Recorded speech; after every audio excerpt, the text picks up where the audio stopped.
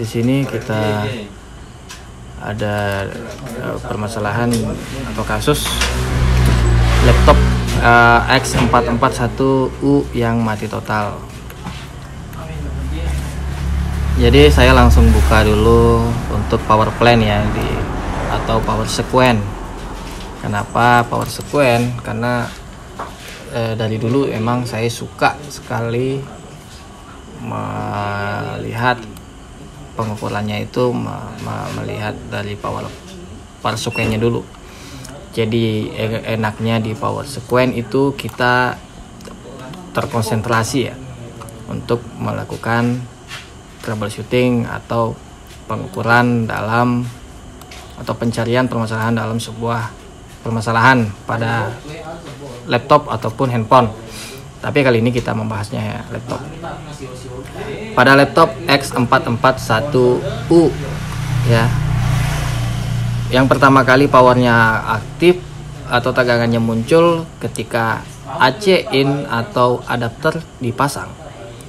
Tegangan yang keluar itu sebelum power on ditekan itu, atau lebih tepatnya power SW.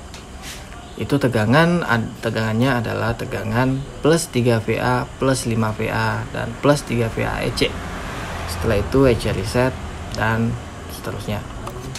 Dilihat dari garis ini, dari low to high ketika 3 VA aktif, dan begitu pula dari detik itu juga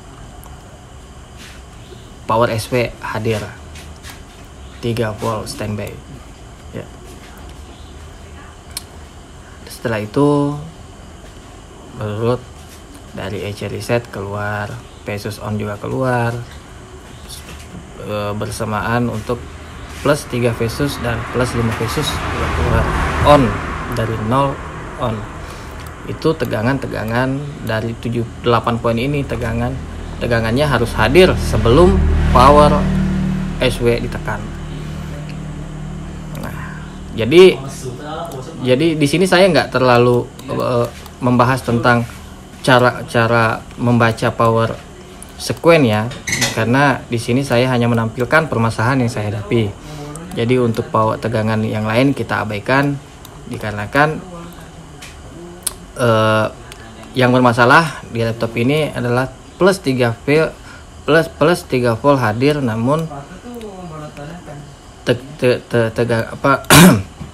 laptop ini nggak bisa on. Dipastikan tegangan setelahnya itu ada yang bermasalah, karena di sini dilihat setelah power SW ditekan dari high kembali ke low, dari situlah tegangan PM slip A keluar, PM sus C keluar, 1P VML LAN keluar, dan tentunya tegangan-tegangan yang lain seperti sistem power good juga keluar berselang beberapa milidetik. Dan setelah itu juga tegangan dari high to low, high kembali seperti itu. Di laptop ini yang kami lakukan tidak melakukan pergantian. Kita cukup panasi EC dan tegangannya kembali normal. Seharusnya sih kita melakukan pengukuran langsung ya dari PC1 CPU, dari poin ini, poin 22 buff PLT reset seperti itu. Karena tegangan inilah yang menentukan tegangan-tegangan lain. Kalau tegangan ini keluar, kemungkinan besar tegangan-tegangan ini seharusnya juga keluar seperti itu. Inilah bagusnya kalau kita memahami power sequence. Namun sini sekali lagi saya tidak membahas terlalu panjang tentang power sequence. Kita langsung masuk aja ke power SW.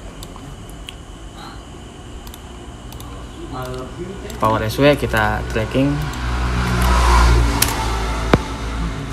Power SW terhubung ke kapasitor C303-3020, dipasang seri yang terhubung ke ground. seri sih, ini paralel ya. Terus dilanjutkan ke tegangan, ke jalur mana lagi nih, dia masuk ke, nah ini dia signal 3 volt ini akan dibaca EC, setelah itu dibaca maka keluarlah PS on EC seperti itu. Dari tegangan 3 volt tadi always akan 0 volt. Nah disitulah untuk membangunkan atau wake up untuk si EC nya itu sendiri. Jadi si EC ini ada cara kerjanya juga. Selain tegangan kerja, tegangan isyarat, juga tegangan yang membangunkan EC ini seperti apa. Tegangan wake up-nya kalau saya sebut ya. Jadi membangunkan EC itu ada syaratnya. Salah satunya adalah power SW. Namun di sini sekali lagi saya tidak membahas tentang EC karena itu akan sangat panjang. Jadi kita hanya membahas permasalahan yang kami hadapi. Dan disinilah tadi saya menentukan bahwa 3VA itu ada. Dilihat dari nilainya, ini adalah pembatas arus R3044 ini dihubungkan ke 10 kilo pembatas arus dari 3VA ke mana lagi, dia langsung masuk ke soket atau konektor keyboard.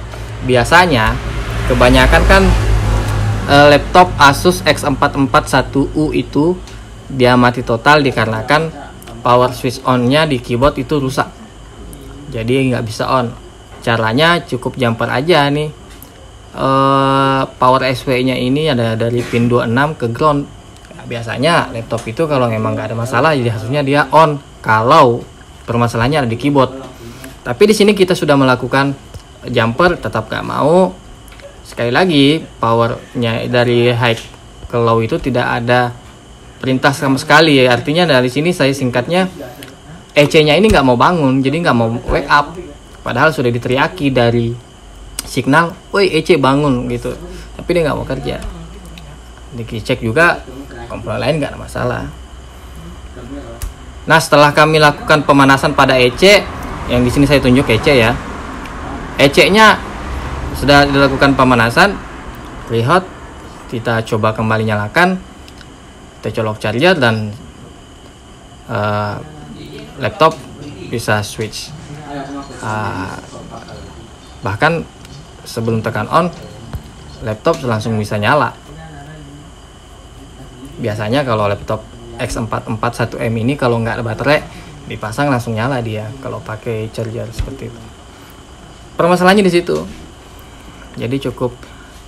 Jadi kalau kawan-kawan udah ganti keyboard nggak mau, tegangan di sini ada namun nggak mau on, bisa coba cek BIOS,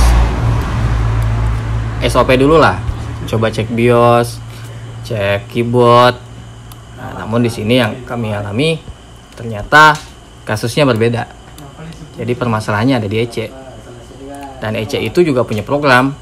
Di dalam EC itu juga punya program, apalagi EC ini di dalamnya ada op-amp yang banyak ya.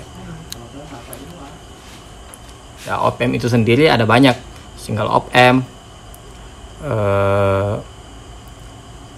ada banyak lah, quad op-amp juga ada. Ya itu tergantung, kalau istilahnya op-amp itu kita bisa pelajari lagi lah. Di sini permasalahan dari Asus udah kelar ya. Jadi permasalahannya ada di power SW. Permasalahannya ada di EC. EC-nya nggak mau bangun. Ya kemungkinan setelah kita panasi kaki-kaki yang kaki kelabangnya itu ada yang nggak begitu nempel atau bagaimana. Setelah kita panasi ya sudah selesai soldering, udah bagus, kembali on. Sekian dari kami Neolab. Video ini tidak untuk menggurui. Video ini hanya merupakan log pekerjaan dari kami agar sewaktu-waktu kami bisa melihatnya kembali atau mempelajarinya kembali. Dan bagi kami